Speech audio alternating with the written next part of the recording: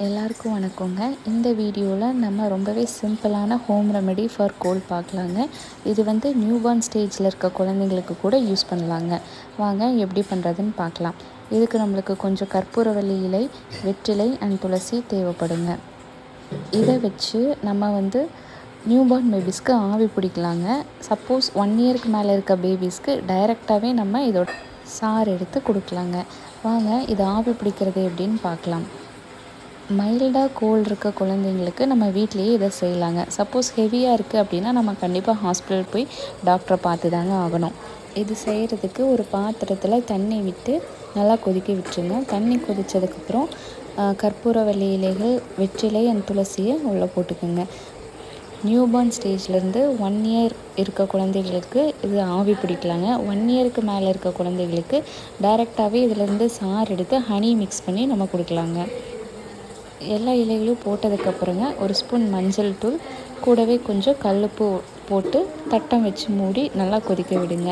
அதோட ஆவி வெளியே லீக் ஆகாமல் இருக்கிறதுக்காக தட்டம் வச்சு மூடினதுக்கப்புறம் மேலே ஒரு வெயிட் கொடுத்துருங்க. இது எல்லாத்தையும் ஆட் பண்ணதுக்கப்புறம் நம்ம ரொம்ப நேரம் கொதிக்க விடணும்னு அவசியம் இல்லைங்க. ஏன்னா ஏற்கனவே தண்ணி நல்லா கொதிச்சிருக்கு இல்லைங்களா, அதனால் நம்ம ஒரு 1 மினிட் வரைக்கும் கொதிக்க விட்டால் போதுங்க.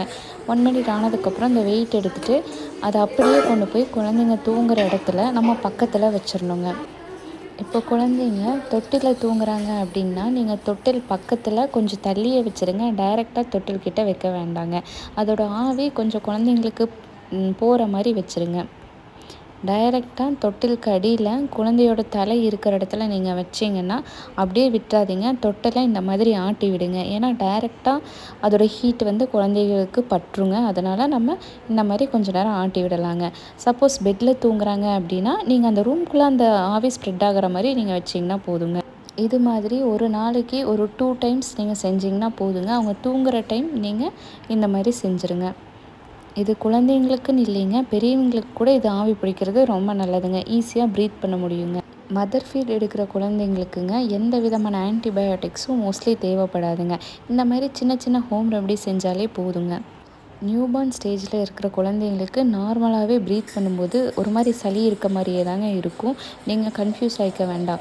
இப்போ நம்ம வீட்டில் ஏற்கனவே இன்னொரு பேபி இருக்காங்க அப்படின்னா அவங்களுக்கு கோல்டு இருக்குது அப்படின்னா அவங்ககிட்டருந்து ஸ்ப்ரெட் ஆகிறதுக்கு சான்ஸ் இருக்குங்க.